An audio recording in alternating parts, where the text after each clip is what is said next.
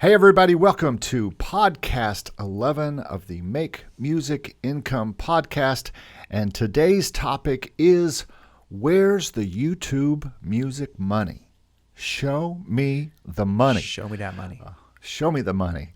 And today Steve and I are going to talk about how that we are starting to use our thinking caps on how to use Content ID. We're talking a lot about that in our Discord, and if you're not part of our Discord, you should be, and you can find that information down below.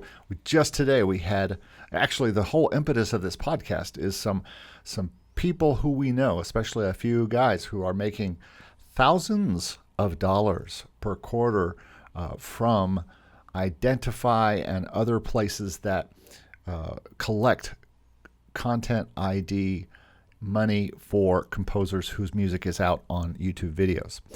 Just a reminder, you can catch this podcast, if you're listening, you can catch it on our YouTube channels, both at Stevie B's YouTube channel and the Make Music Income channel. That information is below. You can also, if you're watching this on YouTube and you think you got to go on the road and you're not going to have time to watch YouTube, you can listen to us on Spotify or Apple or other places.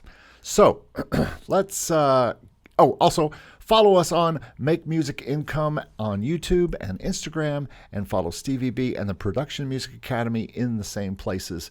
All that information is always in our show notes, and you can always find that stuff if you want more stuff to look at and read and information to find out as you go through your weeks to try to make music income. So before we get into our main topic, let's talk about our weeks. Why don't you go ahead and start, Steve? Hey guys, wow. I had a crazy busy week. I'm still in the thick of it. I got a backlog of tracks to upload to Motion Array. I got a new kind of strategy in mind for Motion Array. It involves the Content ID stuff, which we're going to dig into in this podcast. Let me see. I got three tracks that I submitted to a taxi brief for those for the acoustic cinematic underscores. I think you submitted to the same thing. Yep, I heard that track last night. It was great. So we'll see what happens there. Let's see. I got LoFi Hip Hop tracks. Wrote one for the live stream for the Academy yesterday, and that was fun. I got to finish that up today.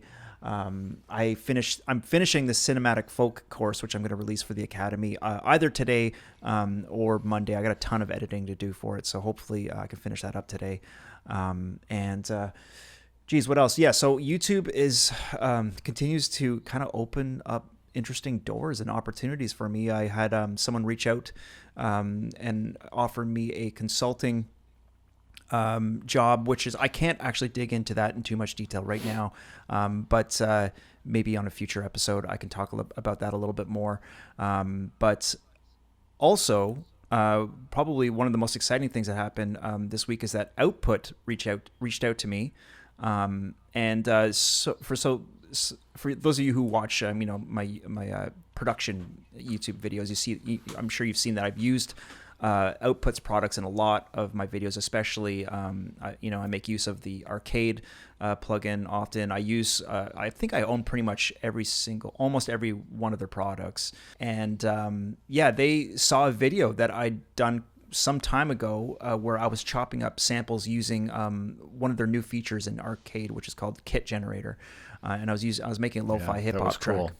And they saw that. They got their attention, and they were really stoked on it. And they reached out to me and asked me if I would be interested in being like an affiliate partner with them. And they gave me a really sweet offer. And I mean, for me, it makes total sense. I've never done any affiliate marketing, so I'm interested to see how it goes. But I'm happy to, promote their products because I really think that they're great.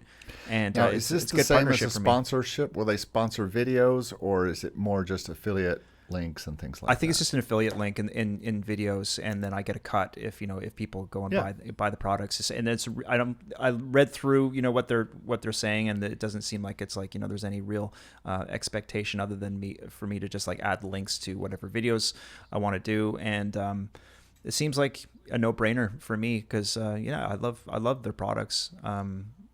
I asked them to send me one of their desks. I don't think they're going to, but I'm a big fan. I loved Arcade. I am not subscribing this moment to it, but I used it a lot in 2021 on a lot of things. And Yeah. I'll probably go back to it. I just wanted to try some other things and just get some experience in it. But I don't currently use any kind of thing like that or Splice or anything like that. I just use my own samples. And I think I bought some stuff, and so I stopped paying a few monthly bills. Yeah, well, yeah. I mean, it is a monthly subscription. It's a reasonably priced one, But for it's Arcade. very reasonable. Yeah, it's great. I use Arcade in a slightly different way than I think a lot of people do. I think people and maybe Splice too. Like, I think people lean very heavily on the loops, and like building songs from loops and stuff. And I always kind of advocate for being careful about that, especially if you're uploading stock music that's based on like loops. Yeah. But I love chopping stuff up.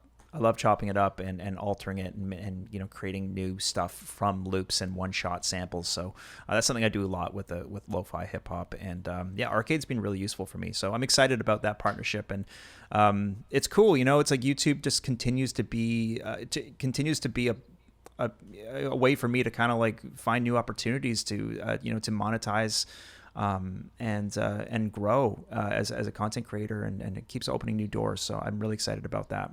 And that's kind of sort of tie into what we're talking about today as well. Yeah, so, but absolutely. Before we do, what is going down with you? How's your week been?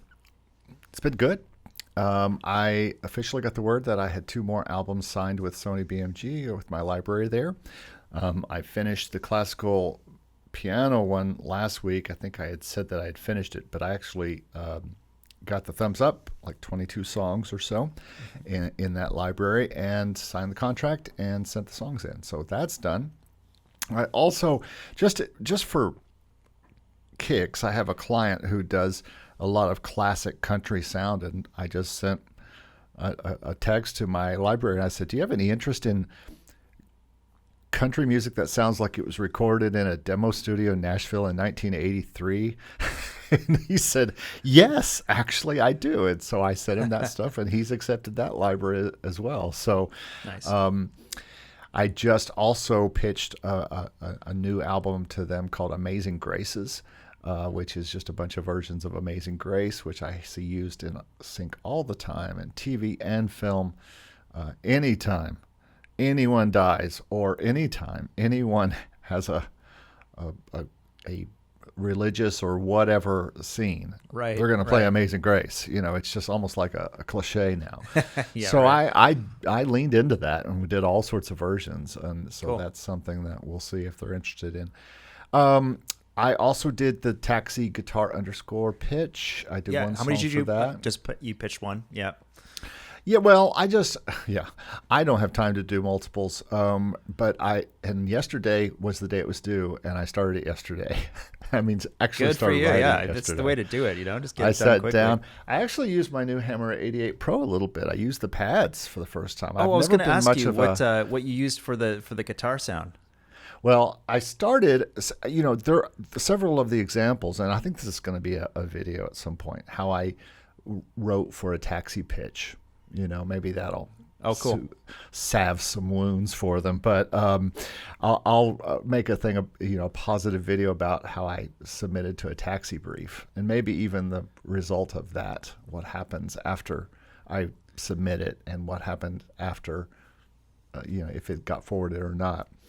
And if it didn't, what happens? But I definitely leaned into 2 of the different. They had 4 different examples, and 2 were by the same guy, and they both had piano in them. So I kind of let into, used that as my both of those. I charted them out and really kind of made something that was in the same wheelhouse as those kind of songs.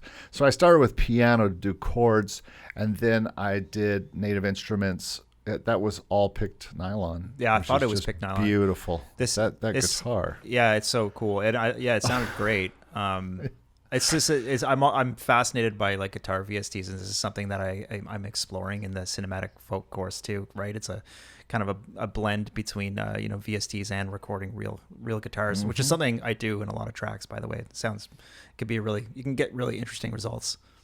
I think if I had a guitar, I know enough about playing it that I could probably do some guitar playing to augment. Just add some simple chords and samples. stuff like that. Yeah, or just little picking things, little or percussion-y type of guitar things, just to add some realism, just like I do when a lot of times when I do hand claps or snaps, I'll do real hand claps and snaps along with some fake ones, and it just adds a bit of realism and stuff. So I also did a percussion pitch to one of the marching band ones. I don't know if you saw the marching band percussion pitch, and I am working. This is the third one I've done with a drummer in Nashville, and we're kind of working together on this.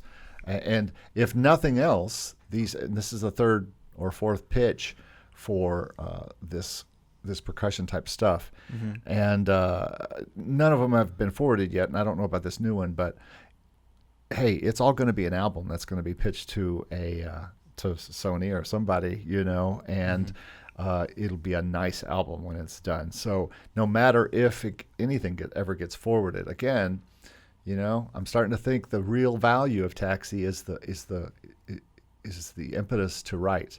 And yesterday, I never would have pumped that song, which I think is really beautiful now, and I just never would have sat down to do it. I would have edited a video or done something else.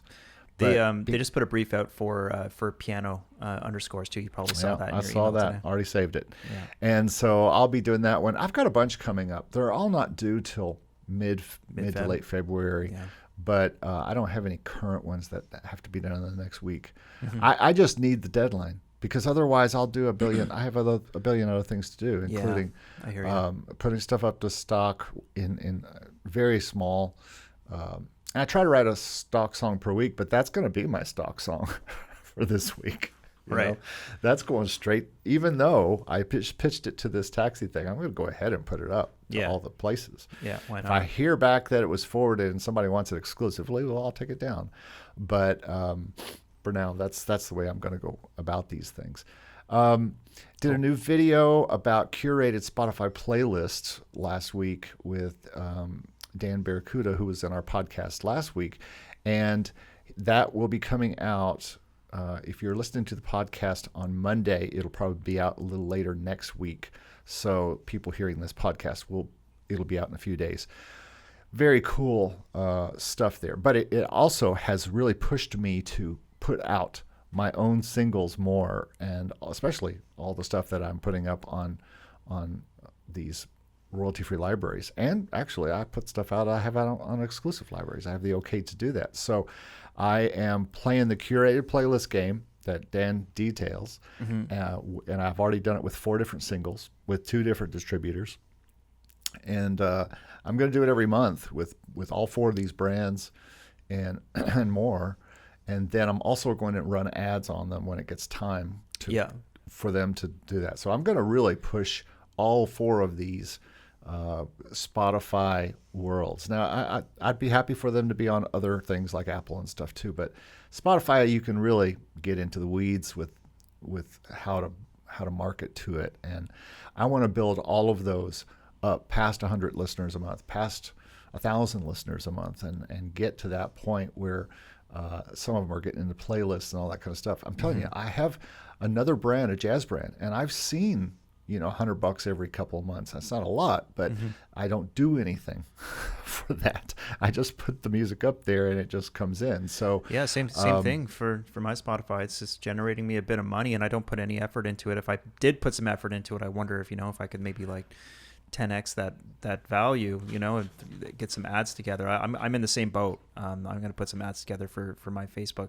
or for my Spotify stuff when I get a proper package together.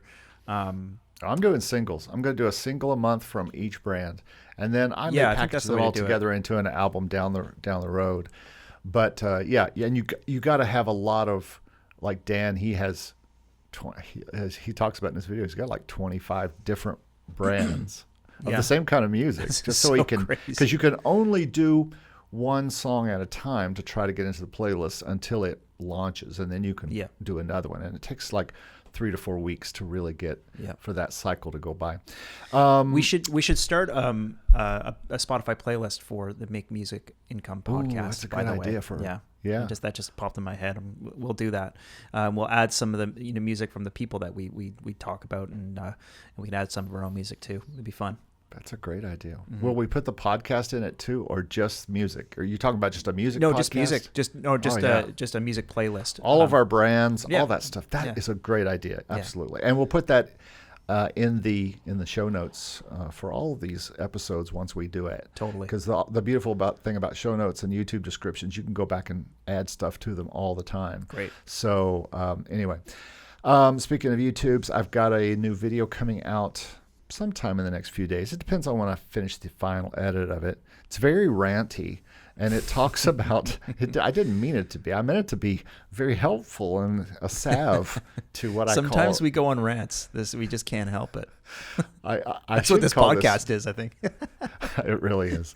I should call this motion sickness is what I should call it. Because at the end I said this is like a cure for your motion sickness, but instead I'm calling it stock options, because it's really about all the different options that you can be doing in stock besides and along with motion array, and some of the new changes that are happening that may not be all bad. But anyway, and I think I told you off air, I got accepted to a new stock music library just this morning, and I've already uploaded like 20 songs to them. They're called the Music Case. Yeah. Pretty old library, I think, but we'll see. Old school. They've been around for a long time. Yeah. Yeah. And I'm full steam in this country production. Just before we were on air, I was throwing new guitar parts in to these sessions, and so that. And I also had a thing this morning about some teaching I'm going to start doing. I just kind of got hired by this company to do some teaching. So, just those little things. We don't do much, do we? We don't have much going on usually. No, I'm bored most days. Can you imagine? I haven't been bored in a long, long time. There's no excuse for boredom anymore. Bored most days. All right, well, let's get right into today's topic. It's pretty cool. We've had a very busy morning in our Discord. I told everybody that we were going to be talking about Content ID and YouTube during our podcast today, and they had at that time 5 or 6 hours to give me their thoughts. And we heard from two people especially that are that have some, as far as they are, I mean, we have to trust that they are telling us the right numbers that they got, but these are two people that, one of them that we have kind of verified, Lester, we'll just use his first name, but he is on our site and he has a very nice website Steve showed me the other day. Yeah, and we were trying to get him on. Yeah. Go ahead. What? bluefoxmusic.com, I believe is the website. Okay, well, shout out there. Yeah. And Lester perked up our ears a few weeks ago when he told us that he made $8,000 for the last quarter of 2021 from a company called Identifyy with 2 Ys. And Identifyy is a company that goes out and collects content ID money and makes sure that it manually finds claims and finds music that you put out via motion array. As a matter of fact, I was very careful today to ask these guys where their music is. In other words, how is the music getting tracked on YouTube? How did it get up there? And it's all stock. So Lester's facts that I know from our Discord are that he had $8,000 for the last quarter of 2021 from Identifyy. He has about 150-ish tracks up on Motion Array, Audio Jungle, vFine, Pond5, and 100 Audio. That's 5 libraries. Now, you told me off here that he's doing pretty well in Audio Jungle. I think he was at one point. I mean, I think he was a top seller at one point.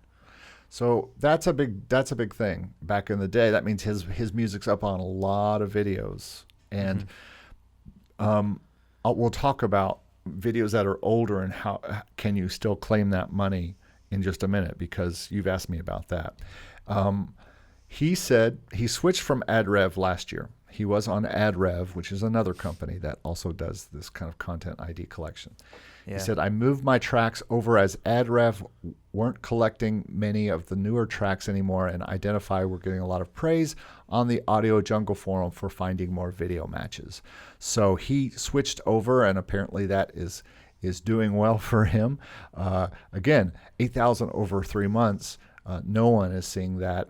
I guess super Audio Jungle people are seeing that, and could see a lot of income from like that. But you have to be an old Audio Jungle person, I think, and have been in the... Well, I don't know if that's... I mean, you might be right, but I think it's also probably something to consider here is that he may have his music in some videos that are getting a ton of views. I mean, you might be able to get your music on a lot of different videos, but if maybe a few of those videos have like, in the hundreds of thousands, even millions of views, in which case a single video could probably generate a lot of income, presumably, rather than it just being in a lot of videos with a small amount of views.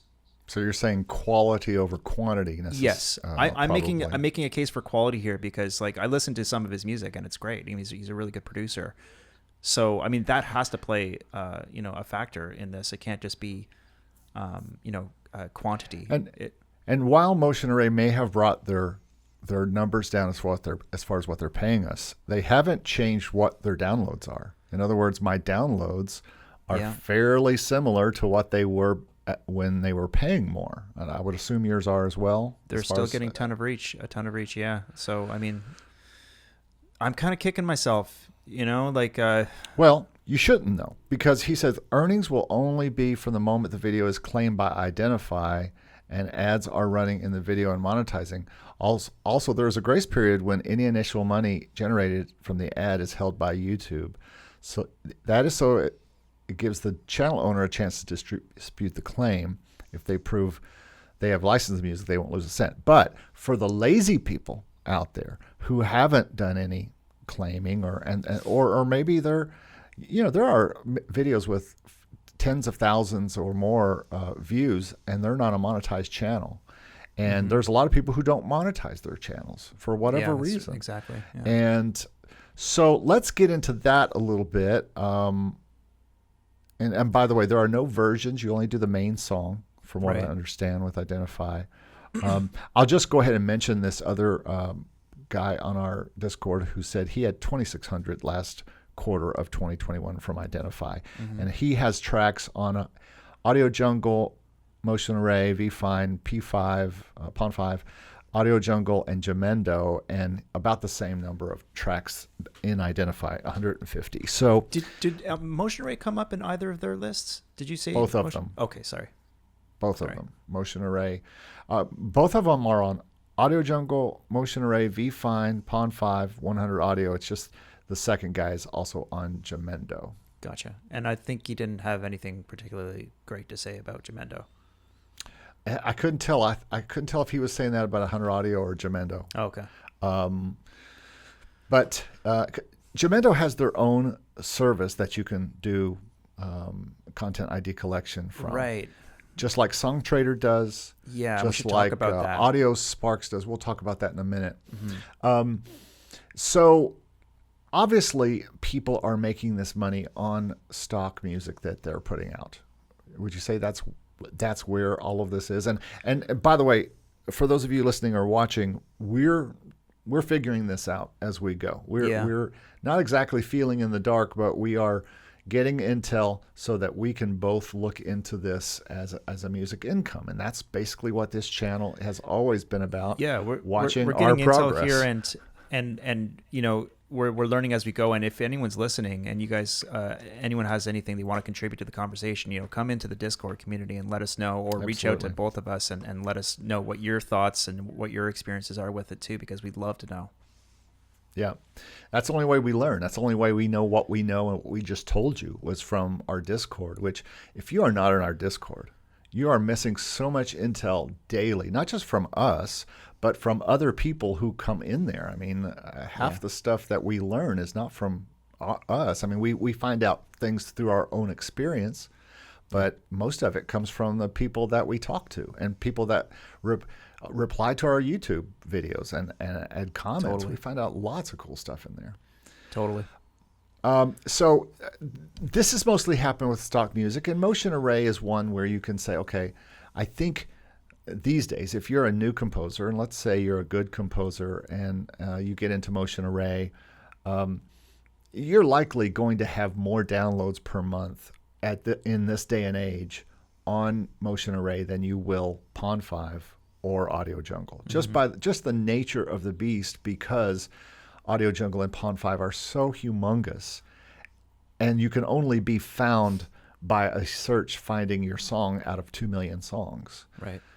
Versus Motion Array, which is really actively doing staff picks and new songs are getting attention, and there are subscription libraries, so people are downloading more because they're not having to pay a price per song. So that's the plus side of this whole.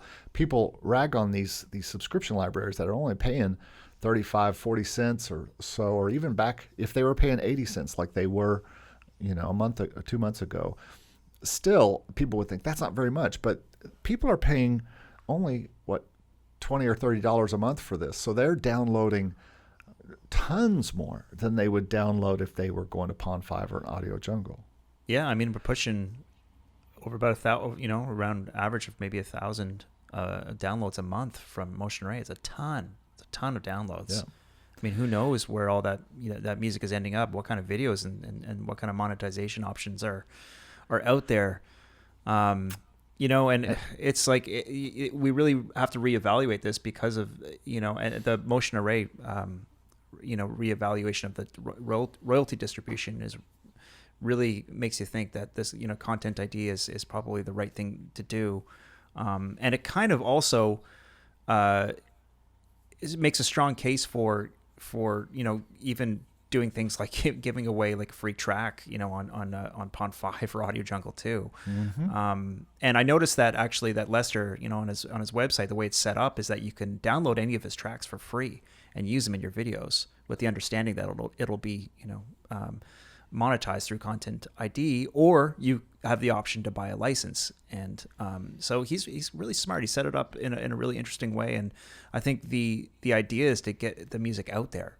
Like this. Yeah, let Content ID. It's a little like get as many songs on the radio as you can. You don't get paid for radio in the front end, but you get paid in the back end. And so that's what he's basically doing. He's operating a radio station and letting Motion Array be his radio station. And then whatever he gets from Motion Array or Audio Jungle is probably nominal compared to what he gets in on the back end from Content ID. That's right. So very interesting. And so that's why Motion Array, would we still be doing this if Motion Array had stayed completely the same? Probably, if we heard $8,000 for the last quarter, because that would more money the better. I honestly did not realize that people were making that kind of money from Content ID. I always had the impression that it was just pennies, and I always had the impression that it was another interesting point that we should talk about. I always had the impression that it was a turnoff for people who are downloading the music, and it was going to be something that was going to be an obstacle for content creators. But as I think Lester pointed out in the Discord just today, or someone else maybe pointed this out, is that YouTubers know the drill. It's 2022. They know the drill, and then they know they understand how to clear the claim. It's not. It really isn't something that's being taken into consideration. If they even care to clear the claim, which they may say, I don't care. I'm making this video for just because I want to be popular and because I want the channel to grow. I'm not making this video to make money, and so I don't care who gets the money, just so I get to use what I want to use in it. Exactly. See, I didn't do Content ID all this time because I was with CD Baby with a lot of my early jazz stuff, and it did very well on radio and was on YouTube, and there's several videos that have tens of thousands, maybe more than that, close to 100,000 on one of them.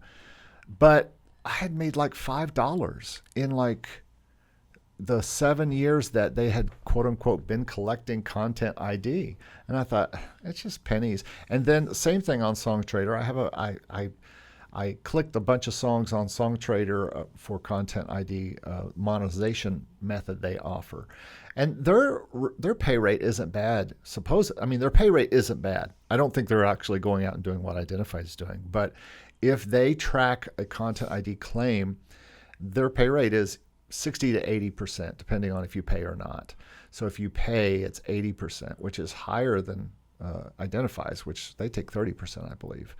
And so they're at 70% to the author versus SongTrader. But you don't think they're doing as great of a job with tracking? Is what you're saying? I don't think that's not their business. In other words, that's an add-on that they do, kind of like the overhead music, or like they do distribution. All these things are like add-on things, but they bill themselves as a place for your music to be found. That's right. For commercials, and they do a lot of marketing on YouTube. This SongTrader artist had their song used in an ad, and they go into big detail about it.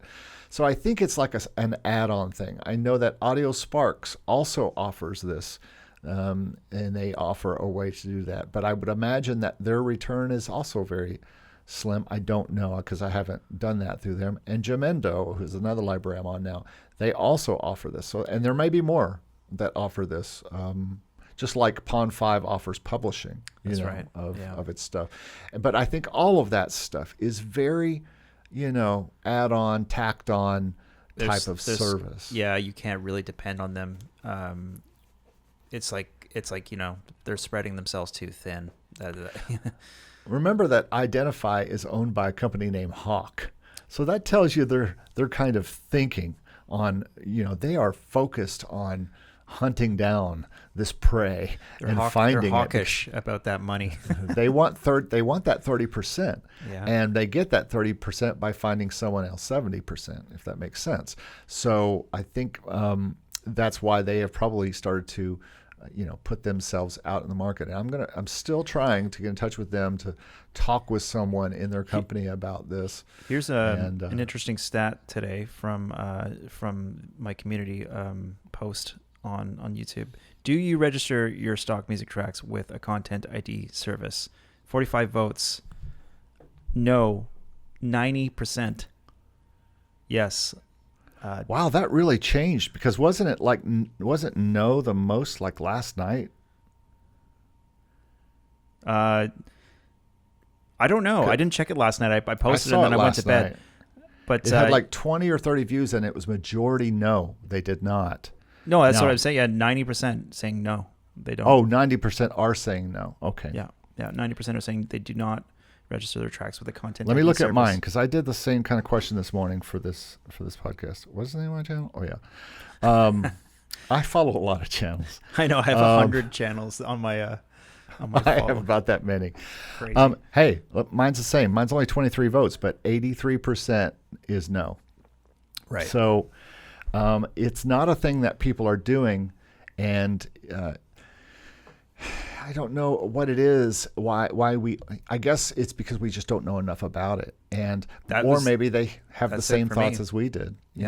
We just thought, it's.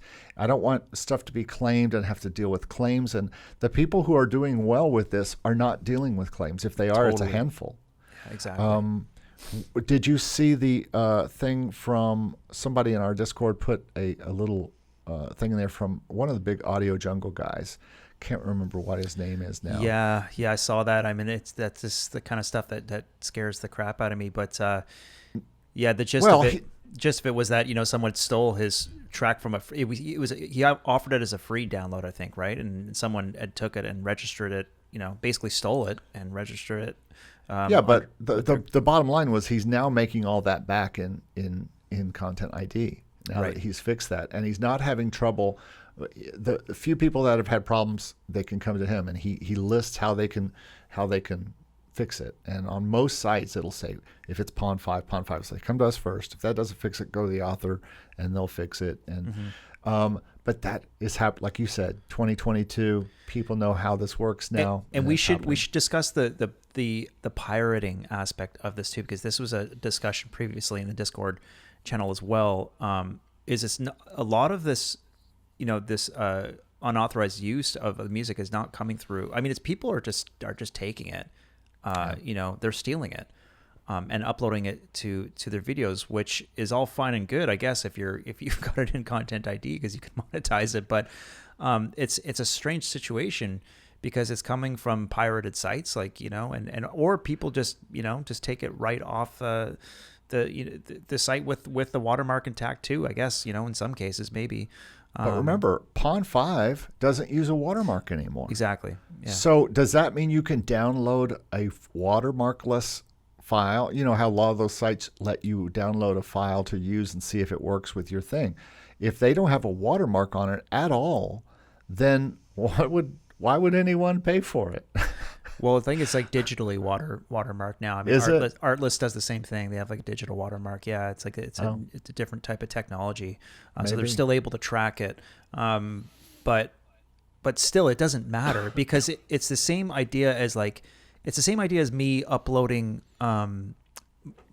my driver's license Olivia Rodrigo remix with the vocal stem. I'm not allowed to do that. And that's why I got a claim on the video. So, that money that gets generated from monetization on that video goes to the rights holders. And it's the same thing. So, like, I could take a track from, Artlist or Pond 5 or wherever, upload it to YouTube, and it would presumably get a claim, but it wouldn't mean my video would be taken down. Right. So that's what's going on right now. But and I'm not saying that. I mean, it's strange because it almost like incentivizes. I mean, if you have your tracks in Content ID, it almost incentivizes, like, you almost want people to steal it. Absolutely, take it. It's the strangest thing, So I don't know what to make of that, but the pirating aspect and the take and the unauthorized use is something that we have to acknowledge here because there's a lot of that. Right. Same thing with releases through distributors. If you release through CD Baby or DistroKid and you select Content ID, I'm not sure those places are working it as hard either. Probably not. Just like the SongTrader, AudioSpark stuff I was talking about. Now, again, if anyone works for SongTrader, AudioSpark, Jamendo, CD Baby, DistroKid, and you want to tell us how wrong we are about this and what your company is doing, we would love to correct that and make that known. But from what I have seen on my statements, and I do a lot of artist and my own music on these distributors, and most of them have seen pennies if anything. Now, they are usually only putting their music on their own music videos, which get very low counts. So, of course, they're probably not getting a lot. But I would just assume that that's, again, an add-on. Content ID collection is an add-on service. And who are they using? Like, someone told me that Jamendo is using some European company to do this. And so they have to pay another company. And every time they have to pay another company, that company's going to get a cut, and then they're going to get a cut, and then it comes down to what you are. I know that AudioSpark only pays 45% of what they collect. And I don't even know how they collect it. So, that's one of the things I put on here when you mentioned Lester and his site, where he has basically a kind of a mini music library on his site saying, hey, you can use these for free or you can license them.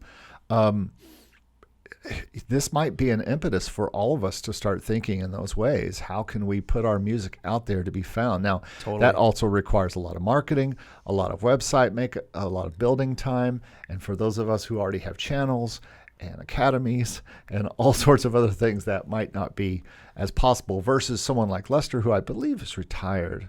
I think he said he was retired today in his stuff. Or let's just say you're someone else who is retired and you're approaching this from I don't have to make money with this standpoint. This is all gravy just because I'm just doing this for fun. I do not depend on this as an income stream to pay my bills. Mm-hmm. Although just about everybody uses every income stream to pay their bills or putting into savings whatever. But it's a ton of work. It's a ton of work putting a site like that together. And at the very least, you could make sure that people know where to go to listen to your music and to use it. Whether that's like on my From the Moment music site, which is where most of my stock and royalty free stuff is, I make sure that they know where Pond5 is, Motion Array is, Audio Jungle is, all those things, and they can go to the one that they like to use the most and use my music. Yeah, so totally. So yeah, that's what we know about this right now, and let's talk about now kind of what our plans are, because it's not that. I think this is bigger than Motion Array not paying as much as they used to pay. My new video talks about how to diversify, and our whole channel, Make Music Income, talks about how to make music income from different sources. But this is more than that. This is about making sure that someone else isn't using your stuff illegally, and about bringing and being its own music income source.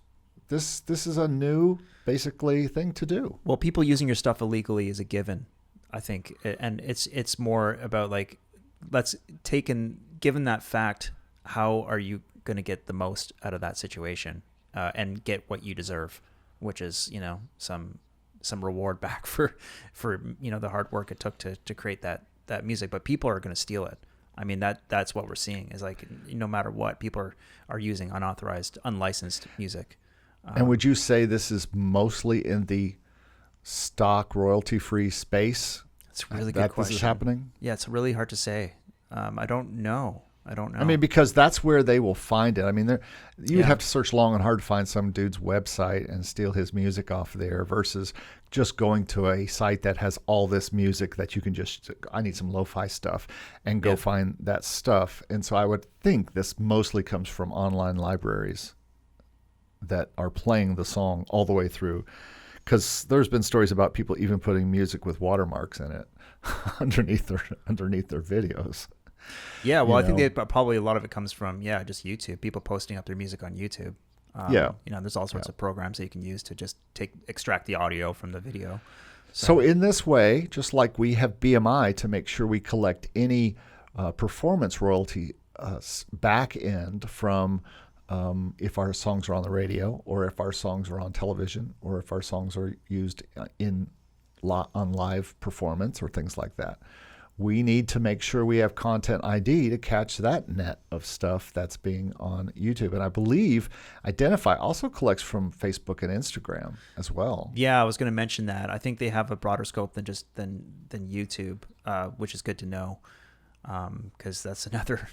A lot of people posting up Facebook, Instagram and TikTok videos, maybe as well. And so there's probably a lot of stuff that is trackable. And if I was a company and I wanted to make money by making other people money, which I do as a producer, I want to make sure that I find every little loophole I can find for them so that they can make income and they'll keep paying me. And I would imagine Identifyy or AdRev or any of these companies, and there are other companies. Audium, I think, is a company that delves into this, but and right there's now, Elite Alliance, I think, or something like that.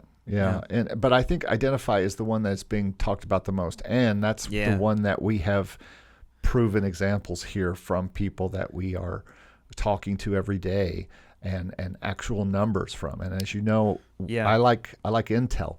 I like actual intel from actual people making music income, and then find out, okay, how can we do that for us? How can you do it? And one thing we should maybe mention for those that are listening and thinking about this is that Identifyy has a 3-year contract. And so and also we should mention, just because we talk about sync music a lot, is that you would not want to pitch music that's in a content ID service to like TV production music libraries. So if you have any, tracks that you're holding that you're thinking about pitching there, keep them out of content ID, and just also keep in mind that when you do put them up in Identifyy, they're going to be there for 3 years. Probably more than, and this, I talked about this in my content ID video, why I don't do content ID. Mm-hmm. And the first one was I've not seen any examples of anyone making any money with it. Well, that has changed. Yeah. The other reason that I didn't do Content ID was because I didn't want to make it harder for people to lose, to make, to choose my songs That's on right. Emotion Array, for example, where they can filter out Content ID stuff. Mm-hmm. I believe they can probably do that on Audio Jungle as well.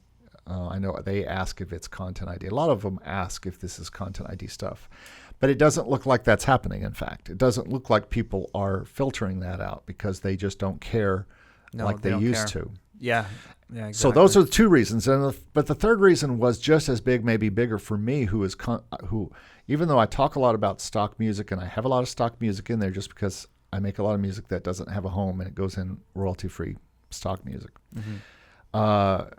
A lot of that I end up pitching to exclusive libraries. If I get into a 3-year deal with Identifyy, I can't. And I would imagine that it's a thing where you can't get it out of there. Because once they start the processes of looking, I would imagine that's a lot of work. Totally. Yeah. So that's something that scares me a little bit with it, and I have to look at each song very carefully. Am I ever going to pitch this? Do I Yes, plan to? yeah, it is a downside. It is a serious downside, and I guess for us, it means that we're committing it to stock. 3 years is a long time, and I really kind of keep a wall between the two for the most part. Like all the stuff I'm working on that I know I'm going to pitch to one of my libraries, I do not put that in stock at all while I'm waiting, just in case there's any hiccup. Now, last year I did end up pitching a bunch of stuff once I found out about this library, and some of that stuff is caught up in the Song Trader Content ID debacle that I signed some of those, that I clicked a button next to that song for one of their options. So that is an issue that I am dealing with right now with one of my libraries, not my SonyBMG library, but with Scorekeepers. Yeah. That's a scorekeepers.com, by the way. If you don't know about that and you're thinking about getting into some exclusive sync licensing, you might take a look. It might or might not be for you. It might be like the Pawn 5. I don't mean this in a bad way, but it might be like the Pawn 5 in exclusive library stuff where it's a nice library to work with. They're good people, and they're very picky. They don't take everything. So it's a high bar. But if you're looking to get into exclusive music, you might want to take a look at their library and listen to some things. You did, and you decided it wasn't for you, I think. But a lot of people, it might be a place to go. But make sure your stuff isn't tied up in a thing like this. It's not tied up with Identifyy. It's not tied up with Song Trader or Audio Sparks or Jamendo, because those are probably, at the very least, like the Song Trader ones, 1-year deals, where actually it's a ongoing deal until you say to take it out. Then it's a year. And so I'm looking at August before a lot of songs are available. Luckily, not many of them that are ones that I would put into Identifyy. Some of them are ones that I've already got signed, though, and so that we're trying to work that out right now. Yeah. But all that to say, that's another big caveat to this whole Content ID thing. If you are a sync license person and you're focusing on sync licensing for television and film and ads, you probably want to stay away from Content ID for those songs until you're absolutely sure they're not signed, or they're not going to be signed, or you've decided not to quit pitching them to those libraries. Yeah. So, yeah, something to keep in mind. Yeah. Well, I think we have talked about where the YouTube music money comes from. Now, we talked about Content ID, and you started the show by talking about experiences that you've had by putting your music on your YouTube channel, and that's kind of different, but still, it's leading to money-making opportunities. It is, and I'm going to push the get on YouTube message, for everyone listening. Share your experience. I mean, YouTube is such an amazing and discoverable platform for music producers and for artists of all types. And it really truly amazes me how many opportunities keep knocking at my door because of YouTube. Now, you also have a channel with a lot of followers and a large email list, so it's not like you. Relatively not a lot of followers. Well, I mean, I don't if you really know. think about it, I mean, it's just like I'm on the low end of like the influencer spectrum. I mean, there's people I with I way see more. that, but I also know how many people follow you in all your ways, in all the different ways you can follow somebody, email and on videos and stuff like that. And I know that most YouTubers who, if they're watching this, would die to have 1,000 subscribers, much less 4 or 5. Mm-hmm. And so, and I think we both know that once you get past that 1,000, it starts to speed up a little bit, Yeah. and growing a channel starts to become a little easier when you have those 1,000 fans. Yeah, well, The I'm not saying 1,000 it's fans easy. theory. I mean, it's like it's a lot of work to do it, as you know.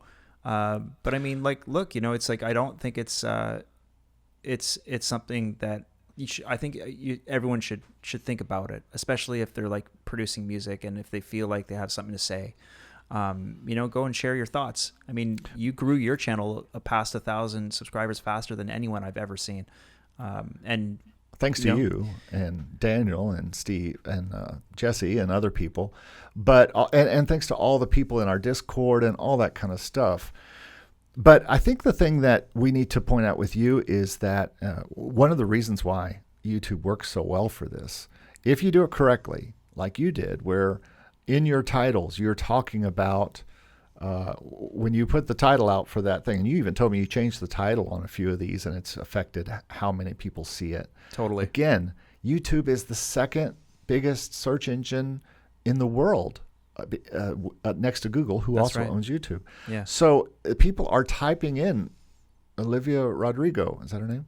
Yep. And, your video has a chance to come up, and you know what? Millions of people are typing that in. Obviously, so is Google, and so is other people who are saying, hey, I like this. Maybe they can do something for me. Mm-hmm. And I've been found that way on YouTube. I've also been found that way on Spotify for possible opportunities. So, but yeah, YouTube is I'd say YouTube and then Spotify are probably the two most important things for music brands that there is. Whatever you're maybe trying TikTok to do. too is competing really well. Maybe. I haven't really dug into TikTok too much, but a little bit. I'm experimenting with it a bit, and I'll talk more about that when I have more to say about it. But a lot of music producers and artists are digging into TikTok pretty hard, and there's a lot of discoverability there. Absolutely. And discoverability is not the problem. Getting them to go somewhere from there is the problem. Yeah. It's a little like Instagram. You can get a lot of attention on an Instagram post or a reel or whatever, and same thing on TikTok. But getting them to click on the bio and then go somewhere else off platform is hard. Yeah. I think YouTube is easier. I think YouTube, it's easy to put a bunch of links in your description and go anywhere. Mm-hmm. And YouTube may not like that, but they're also YouTube, so they probably don't care as much as these other ones. But you have so much ability to put links in your description back to contact and all that kind of stuff. And so I think that's why there's music money to be made, and why I push all my clients to make sure they make videos and make sure they put them up. Yeah, and the more searchable they are, the better. And so, yeah, I mean, getting free stuff too is cool. Like doing sample library reviews for people. Like I've gotten a few freebies for doing that. That quarter round guitar library that I got is still like something I use all the time, and like they're a small developer, and they sent it to me for free, and like I love it. It's so useful for me. Output, I mean, they're a big company. They're a huge sample company, one of the biggest, and they, them reaching out to me is like actually is like I'm really humbled by it, because I'm really a low level YouTuber on the scale of influencers out there. And I thought, and I remember making that video, and it was like really slow. At first it was like it got like very little views. I almost deleted it because I was like, oh, this video sucks. But it's like the title like just did well on the search for whatever, and over time it just kind of grew and grew. And now it's like at a few thousand views, and here I am today, like talking about it a year later, and it's like you never know.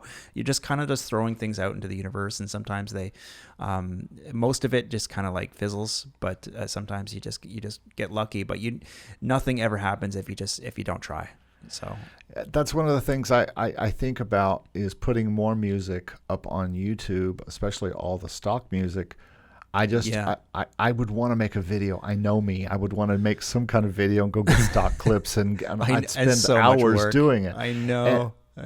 Or I could just put it up with a picture. And the beautiful thing about putting your stuff up to Spotify and using someplace like DistroKid or whatever to put your music up is you can put it up to YouTube very easily as part of that process. It just puts it up with the cover, and it's there. And so it can be found, and you can then meld all that in with your other channels and or use that as a example to show off songs or things like that. I'm not sure how interesting that is, but a lot of people are on their phones doing this, and they're saying, oh, I want to listen to that video. Well, guess what? They're not sitting there watching a video for 2.5 minutes, but what they are doing is putting their phone down and listening while they drive, or just listening while they cook, or listening while they're sitting around or sleeping or whatever. And so YouTube is a music channel just as much as it is. I mean, we're talking on YouTube right now as part of this podcast, and some people don't watch this podcast. They listen to this podcast probably on YouTube. So it's another reason to put all of your music up there, no matter how you get it there, whether you upload it to YouTube yourself or whether CD Baby or DistroKid upload it to YouTube. So exactly. Yeah. Another way to make YouTube music money. And it's not out of the realm of possibility that if you have Identifyy or some hawkish service that's really looking for to make things, and one of your little music songs that you loaded up through DistroKid onto YouTube does take off with views, that's money that's going to come back to you from Identifyy, and you don't even have to check the box on DistroKid, which you shouldn't anyway. Well, I shouldn't say you shouldn't, because DistroKid might not be happy with me. But, it's extra that you got to pay per year for that per song. So if you're already with a company tracking Content ID, they will track that music money as well. So another reason. So I think we're going to use Content ID. I think so. Yeah, I was going to sign up last night. I didn't get any at the time, but I'm going to do it as soon as possible. Yeah, I'm still trying to. We could talk more about like the actual process, because I have no idea like what's involved really. I don't know. Well, here's the other question: do we have to go back? How many places do you have your music besides Artlist and Motion Array? Pond 5, VFine, 100 Audio. And that's it right now. I think I'm probably missing one. Audio Jungle. Sorry, Audio Jungle. Yeah. All of them allow Content ID. Okay, so you don't have a problem with that. I have one library, Audio Sparks, which has a lot of my stuff in it, and I do not think they allow Content ID. So I have to see what I have left, because I've stopped uploading there over the past few months. Audio as well, which doesn't allow for Content ID. So you can't put those up. Well, no. Or can you, since you haven't heard from them? It's a mystery, man. It's a mystery. I don't know. So much of this is a mystery. So, well, that's where we are with this right now with Content ID. We'll certainly be talking more about this as we experiment with this. We're probably a couple quarters away from even seeing any money from it once. Yeah, totally. I don't know how fast it moves, if it takes 3 months to even get stuff going. We're pre-money. We're pre-money with the Content ID. We're going to be pre-money for a while, because the first quarter is going to end in March. Likely our stuff won't even be up there if we registered today. I don't know how fast it moves. So it's probably a mid-year type of experiment answer. Although I think you can check it every month, because there are, or I don't know. Actually, I don't know. Well, we'll revisit this in a later podcast, because I think we're going to bring Lester on later this month. So And So hopefully, we can get maybe some, somebody from Identifyy or Yeah, that would be AdRev or cool, too. someplace. That'd If you be hear cool. this podcast, we'd love to talk to you and get the word out for you. So, Absolutely. Yeah.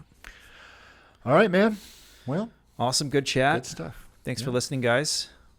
Yeah. Thanks for watching and listening. And please make sure you check out our sites and stuff below in the show notes or whatever. And also, please subscribe to this if wherever you're listening. Just that helps us know how many listeners we have and know how it's growing. The podcast is really growing. I mean, the numbers are very nice, and we're so happy that people are finding this interesting. So make sure you subscribe to us.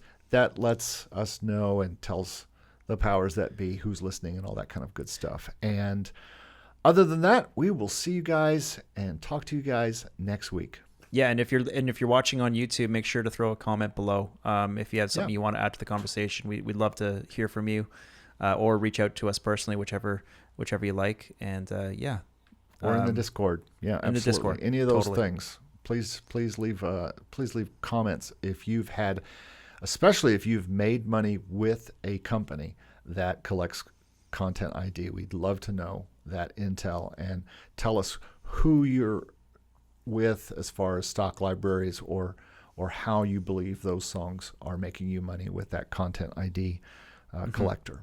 So. Yeah. Awesome. Awesome. See you guys. See you next time.